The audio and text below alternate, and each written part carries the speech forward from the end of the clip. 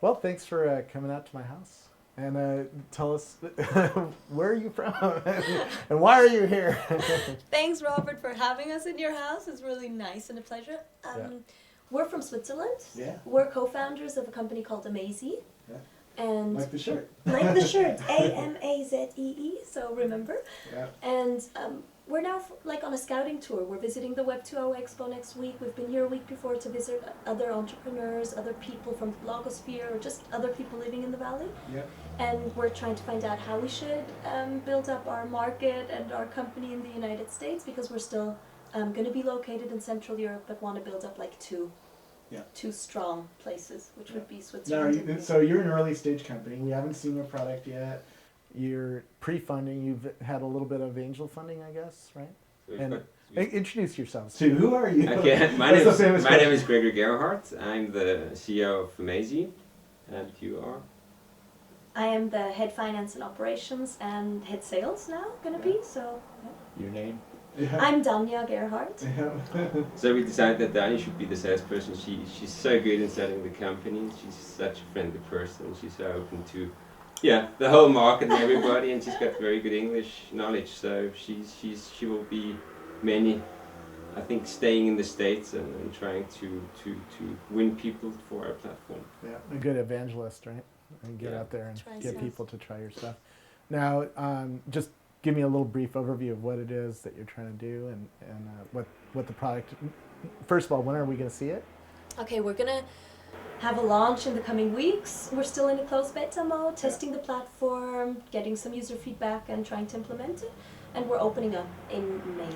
What does your product do? What are you trying to do, and what pain are you trying to solve or whatnot? Okay, so what we are building is a social collaboration platform that allows people to publicize their goals, to run projects, but I think the main thing is to share their projects. So it's a collaboration platform which will allow people to do public projects. So it's a place, it's a medium where you'll be able to display all your goals, your life's project portfolio, and if you feel like those projects, those goals should be public, you publicize them, make them open, allow other people to join your course, join your project, and kind of grow with this idea. So everybody who's going to be able to really present his idea, his project, his goals well, will be successful and kind of get the crowds around him and get the people around him and move the world in the direction he thinks it should go. So we're not trying to influence the world into any specific direction. It's going to be an open, universal platform. The only thing is providing a platform for people to run public project. Yeah. So actually, to just give you kind of an idea, it's not about the private corporate collaboration, which most people associate when we start talking about the platform. It's more about the public collaboration, social collaboration. Yeah, and certainly we bring a lot of baggage to this world, right? When I start thinking about projects, I start thinking about Microsoft Project or Outlook, right? And that's how most of your users will come at the world, because they don't, most people aren't playing with all this web stuff, right? Yeah. When I travel, I see that. I see people using Outlook 2000 and they aren't yet using, like you said, 37 Signals Basecamp, or using Twitter to talk with people, or using a wiki. That most people don't understand what those things are, right? So you're trying to do two things. You're trying to, one, convince people come on the web and do collaboration, and then two, join my company, and use my approach, right? That's pretty daunting. I guess that's why you have to be a great evangelist, right? Because you have two challenges at one time, right? I mean, sure, it is a challenge. It's somewhat of a new market, we believe, but we really believe that that's the way the web is moving. Because right now, the people had time during the past years to build up social networks, to collaborate in a way in these communities, but not very goal-oriented. So people just built up their communities and exchanged information. And now, as in real life, we think it's just moving to a more productive area, that people are going to start to want to achieve things and not only communicate. So we really are strong believers that our idea is going to work. Yeah. Because now the argument might be, well, why don't I just start a wiki, and go to Wet Paint or whatnot and start a wiki and then just work with you on my project. What about? And I've seen your project, so I understand where you're going. But what would you say to an argument like that? I think a wiki is just a tool you use to get kind of a consensus with regard to a certain subject or text. And social collaborations, I think that's much broader. So it's about publicizing an idea, publicizing a goal, and on the other side, winning people for that goal to join you in that project. But then it's also about communication. Yeah. So a wiki is part of that communication, but also like the chat, discussion, the talk you have. And then on the other side, you have like files, to-dos. So social collaboration includes a wide range of things that have to be kind of dealt with and have to be dealt with in an easy mode. So, you know, the normal person can use it. And then we get back to your first point, how it's quite a daunting task. But I think, you know, society is going to move into the most liquid medium there is in the world, and that's the internet, not just with communication, but also with collaboration. And you'll be able to win people from all over the world at any time of the day for your cause, for your idea, whatever it is. Yeah, I certainly agree. I'm moving everything off of the older style systems and onto the web, and I certainly see the advantage of that now that I have lots of friends on Twitter and upcoming and on a wiki, and I've been blogging for a while.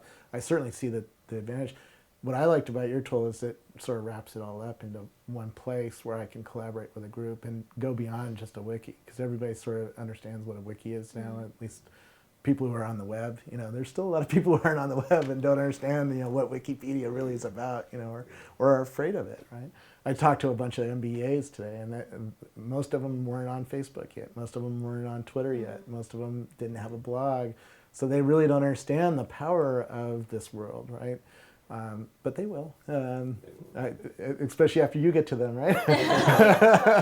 No, I mean, I really think also for us as a target group, of course, it's easy for us to use or to go to the people who use Facebook, because they're very, very like happy to use these tools, and they will be very comfortable in using Amazee as a tool. Yeah. And later on, the students who come in later, they will go through the same cycle. They will start with their social networking tools and move on to social collaboration tools. That's what we believe. So we're of course going to first approach people who are comfortable using the existing web tools now. And for them it will really be, I hope, an enhancing experience. Yeah. I guess, how does your system compare to Ning, for instance, right? Ning is trying to do some of what you're doing. In other words, give people the ability to build a social network and have a place to work and have a forum to talk and stuff like that. But it sounds like you're taking a different take on it than Ning or Broadband Mechanics. Or Ning is a white label social network which allows groups with a certain interest or a certain background to sit together, have like a living room. And what we're trying to build up is, or what we are building up is a place where people have a common goal. So it's not about the interest, it's about a goal. So I can be interested in a certain subject, doesn't mean I want to fight for that subject. I can be interested in, you know, in a specific animal, but it doesn't mean I want to protect that animal. So I would say we definitely, the core of our platforms are the goals. Yeah. And what we also will allow people to do is, when they have a project, to connect those projects with the same goals, again, with each other in an alliance or in a connection. So we're building kind of the system that allows people to connect those goals to a bigger common thing, to a bigger common alliance. Yeah. What I also found interesting was I can, in your system, I have a choice of making something public or private, right? Because some goals I have that are private, like when I'm working with Rocky, I want to keep my goals private, right? Take over the world, right? Yeah. And other ones I want to have public, right? Where I want to work with other people or get a group to work with us, et cetera.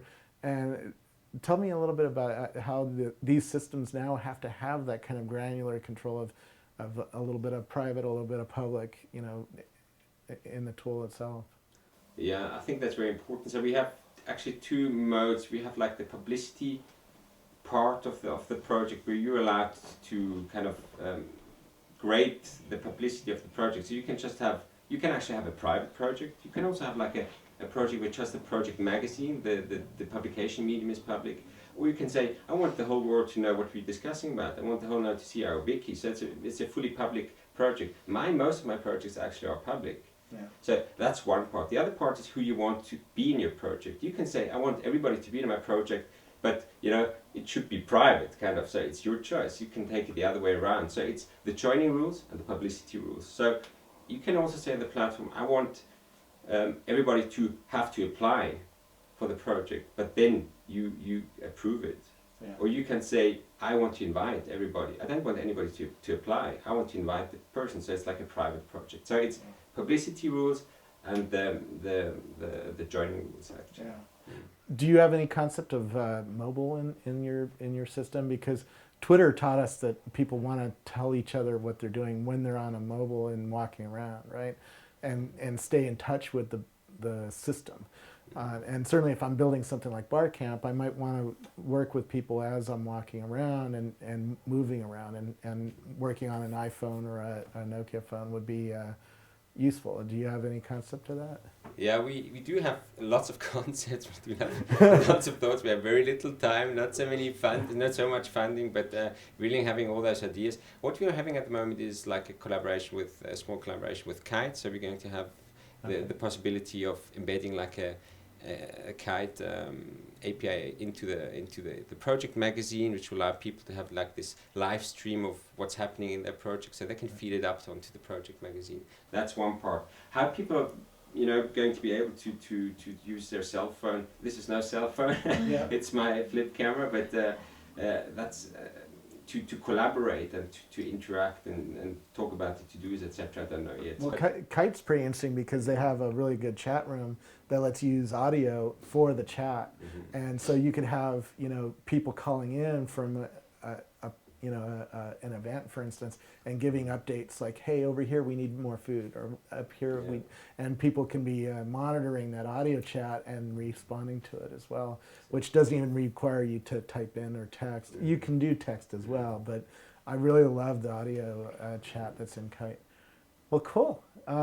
You're going after funding here, so you're in Silicon Valley to find a good venture partner, right? CFO? Yeah. Yeah, as we already mentioned, we have a Swiss angel investor who's financing our activities until like the end of the year. Right now we're a team of 6 people. We also have external programmers in Romania who support us very much developing the platform. And by the end of the year, we're really looking out for a VC round. Yeah. So right now we're not actively looking for it because it's maybe a bit too early, but we're trying to reach out. It's never too early. Okay, I mean we're trying to reach out to them. I learned that in my old job. Never too early. Okay. But we're just Never trying enough. to build up the contacts, get to know the people, get some feedback, and probably when we're here during the next months that we try and really connect with the VCs and talk to them about our idea. Very and cool. see how they respond to it. Hopefully we'll. Yeah. What's your go-to-market strategy? How are you going to get this thing found by the first 500 people, for instance? The first 500 is always the toughest, right? After that, it gets on TechCrunch. Yeah, that's what I just said. We having a film that with takes Robert care of Scoble. maybe 150 of them. Sure about that. So this is the first step. No, we're really trying to. The first part is really networking and meeting other people who are like opinion leaders and who tell the world more about Amazee. Yeah. We're also starting a competition next month, more in the German-speaking area, where we sponsor interesting projects ourselves as Amazee. So we're gonna give a sponsorship to like 3 valuable projects, and they during that contest have to win users for their project, have a good rating for their project. So they're actually hopefully going to be working for us and getting people to join their projects, and therefore also to join Amazee, of course. Very cool. And Well, Well, good luck to both of you, and it's going to be fun to watch you on your journey in the next couple months. So. Thank you very much. Thank you very much. Yeah, thanks. Thank you very much. Yeah. Thank you very much, Robert.